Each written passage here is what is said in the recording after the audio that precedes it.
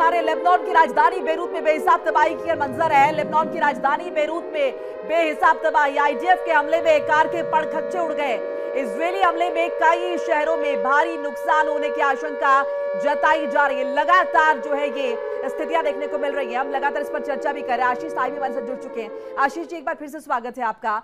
अब रशिया की इस एंट्री को, इसे प्रत्यक्ष कहें अप्रत्यक्ष कहें, किसी भी तरीके से कहें, लेकिन इसके क्या मायने आप समझते हैं? ये डीएस्केलेशन की तरफ इशारा है या फिर इससे और ज्यादा आग में घी पड़ेगा?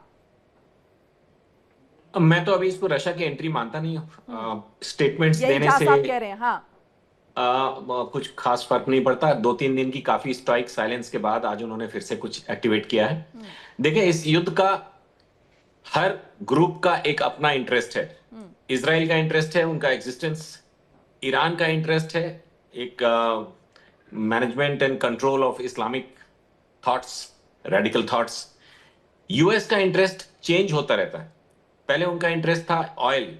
अभी लेटेस्ट 2-3 दिन से ऐसा लग रहा है कि जिस तरह से उन्होंने एक एक्ट को अपने फोर्स में लाने की कोशिश करी है, production of defence armament act है उनका एक, जिसमें जो वहां के प्रेसिडेंट है वो इमरजेंसी के अंतर्गत बहुत तेजी से डिफेंस प्रोडक्शन को बढ़ा सकते हैं, क्योंकि अभी उनको ऐसा लग रहा है कि जितने भी मित्र देश हैं गल्फ में, उनका डिफेंसिव एम्यूनिशन खत्म हो रहा है। एयर डिफेंस के जितने उन्होंने ओवर फायरिंग कर दी पहले 2-3 दिन में ड्रोन्स के अगेंस्ट, तो सऊदीया या बहरीन या जॉर्डन, इनका रीइंफोर्समेंट करने की जरूरत है। तो अमेरिका का इंटरेस्ट अभी स्विच ओवर किया है, और इसी वजह से उन्होंने पहले जो एक मिशन का टाइमलाइन दिया था बेंजामिन नेतन्याहू के थ्रू की 4 से 5 दिन चलेगा, अब उसको ट्रंप साहब ने 5 हफ्ते कर दिया है, क्योंकि इस तरह के गोला बारूद का, छोटे मिसाइल्स का, ड्रोन का प्रोडक्शन 2-3 हफ्ते लगेगा उसको ट्रांसलेट करने में गल्फ की तरफ।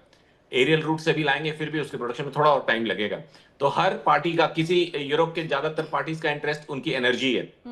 तो इंडिया अकेला ऐसा कंट्री है जो एक ऑब्जेक्टिव एनालिसिस कर सकता है, और ऑब्जेक्टिव एनालिसिस में इसीलिए कह रहे हैं कि सर दुखती रथ पे हाथ रख दिया है कहीं ना कहीं यूरोप की, रशिया ने, जब इस बात का जिक्र किया कि एनर्जी बंद कर देंगे।